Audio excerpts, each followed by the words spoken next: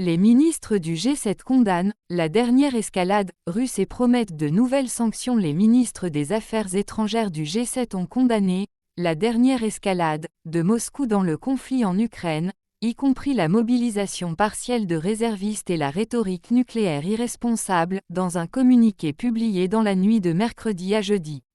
Les ministres ont également réaffirmé leur engagement à finaliser les préparations pour la mise en place d'un plafonnement du prix du pétrole russe.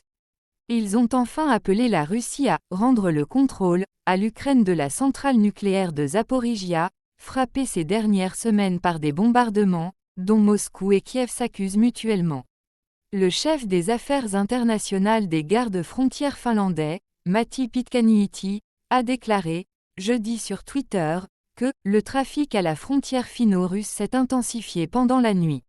Il faut tenir notre ligne face au chantage du président russe, a déclaré Emmanuel Macron. Notre devoir, c'est de tenir notre ligne, c'est-à-dire d'aider l'Ukraine, comme on le fait, à protéger son territoire, jamais à pouvoir agresser la Russie, a déclaré le président Emmanuel Macron, dans un entretien accordé à BFM TV dans l'avion qui le ramenait, mercredi, de l'Assemblée générale de l'ONU, qui s'est tenue à New York.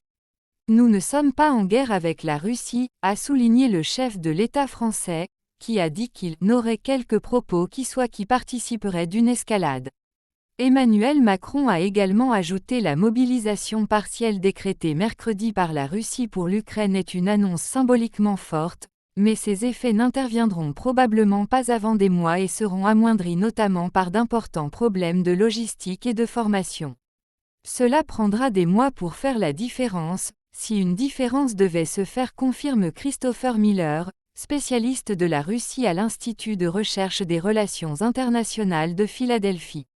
Ce que nous avons appris jusqu'à présent des ressources en hommes de la Russie suggère qu'ils auront des difficultés dans la mobilisation et l'entraînement, et dans le déploiement des forces sur le front avec les équipements nécessaires. Mykolaiv a été touché par des tirs massifs de missiles, selon le gouverneur de la ville dans le gymnase de l'école qui servait d'hôpital militaire russe dans la zone récemment reprise d'Izium, en Ukraine, mercredi 21 septembre 2022. Dans son dernier bulletin d'information sur la guerre en Ukraine, le ministère britannique de la Défense estime que les conséquences de la mobilisation partielle de la Russie annoncée hier par le président Vladimir Poutine ne sera probablement pas efficace avant des mois. Même cette mobilisation limitée est susceptible d'être très impopulaire auprès d'une partie de la population russe. Cette décision est en fait un aveu que la Russie a épuisé son stock de volontaires prêts à combattre en Ukraine. 8h57 pour approfondir l'apathie politique des Russes, longtemps favorisée par le pouvoir, est mise à rude épreuve par les annonces faites par Vladimir Poutine. Comme sur une discussion WhatsApp entre habitants d'une petite ville près de Moscou, où d'habitude on discute de tout, sauf de politique. Tabou depuis 7 mois, rayé du vocabulaire officiel, et qui désormais vole de maison en maison.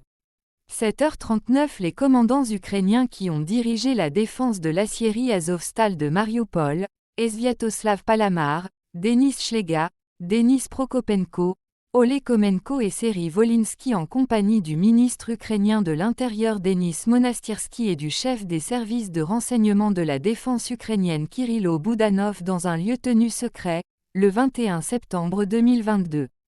L'Ukraine annonce l'échange de 215 prisonniers militaires, dont des combattants de l'usine Azovstal. La Russie a récupéré 55 prisonniers en échange. Bonjour et bienvenue à toutes et tous. Ce direct va vous informer de cette nouvelle journée de guerre en Ukraine. Vous pouvez retrouver notre live d'hier avec ce lien.